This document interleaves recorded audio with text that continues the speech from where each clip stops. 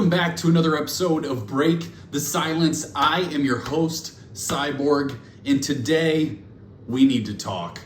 I am highly depressed about the Boston Celtics. As many of you know, I am a Boston Celtics fan and have been since I was 7 years old, when the first NBA game I ever watched was Kevin Garnett and the Boston Celtics in the NBA Finals against Kobe Bryant and the Los Angeles Lakers when the Celtics won that series in 2008, and I immediately was addicted to Boston Celtics basketball. And rarely since then have I been as low on the team as I am right now. Listen, I understand that this offseason was necessary when Jason Tatum's injury happened.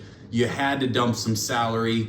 But man, oh man, is it depressing when you're looking down this new roster for the Boston Celtics. And usually I get on this channel and I do these videos and I break down statistics. I try to analyze the teams. I try to give you some projections for what I expect in this upcoming season.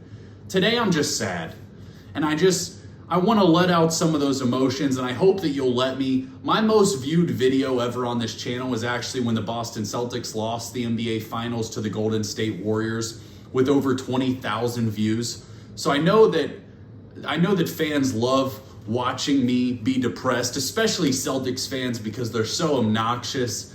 They're really not good people a majority of the time. So it often brings joy to other fan bases to watch us be sad. And so just let me be sad for a moment. So the projected starters I'm looking at for this upcoming season, I'm reading an article that was written by a Boston Celtics reporter. It says obviously Jaylen Brown, Derek White, Peyton Pritchard are expected to be starters. And then Neemias, I think is how you say it, Queta. Obviously he's played on the team the last couple years, didn't play very much. Sam Hauser. It debates, will Chris Boucher start?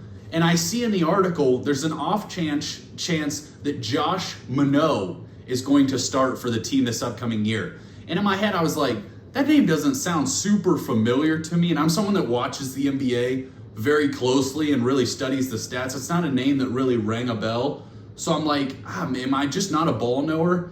Well, anytime you can get the Timberwolves player from last season that averaged 2.6 points per game, 1 rebound, and 0.4 assists, you got to jump on that opportunity to get him in your starting lineup as one of your forwards. Now, here's what I want to say.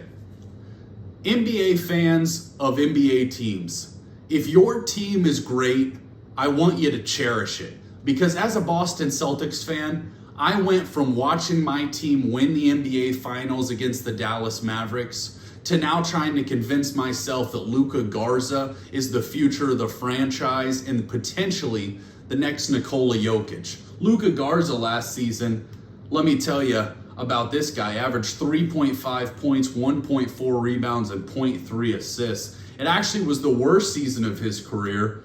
I know a lot of you heard those numbers and thought, oh man, he's really coming to life. No, he's not actually. He averaged 4 points per game the year before that, and the year before that, 6.5 points per game. So Luka Garza is steadily getting worse, and the Boston Celtics picked him up as potentially the future center of this franchise. I'm starting to freak out about where this roster is headed. Again, I understand you had to get rid of Jrue Holiday, Kristaps Porzingis, and it now sounds like Al Horford is going to be leaving to go to the Golden State Warriors, the team that just beat you in the NBA Finals. To make matters worse, Marcus Smart, one of the most beloved Celtics players of all time, you know where he signed? The Los Angeles Lakers.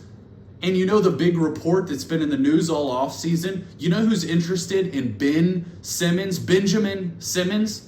Yeah, that's right. My Boston Celtics. We're interested in Ben Simmons. I'm telling you, I am in shambles for this upcoming season. I know we're not going to be very good. I really hope we're not good, because our only saving grace is if we can turn this thing around in the draft, because you're paying Jason Tatum and Jaylen Brown so much money that obviously to build future pieces, some of those guys are going to have to be young or cheap, or you're going to have to get lucky. Like I said, Luka Garza, electric play. I mean, he was electric in college 6 years ago when he was still really old. He's now 26 years old, going to be 27 this upcoming season. So, maybe if he comes to life, we'll just be able to turn this ship around. My only saving grace for this upcoming season for the Boston Celtics is I'm still pretty sure the 76ers are going to suck. And that brings me the little bit of joy and happiness that I need to get through to tomorrow. I'm sorry that this wasn't the in-depth breakdown of rosters and salaries and statistics that you've come to appreciate and love from this channel, but I hope you understand that I'm a broken man that's rooting for a broken basketball team that I thought was about to start a dynasty and now is going to potentially be starting Josh Minot. Appreciate y'all watching. If you like NBA content, don't hesitate to subscribe to the channel. We're growing fast and we're grinding. Again, appreciate each and every one of you. Cyborg out.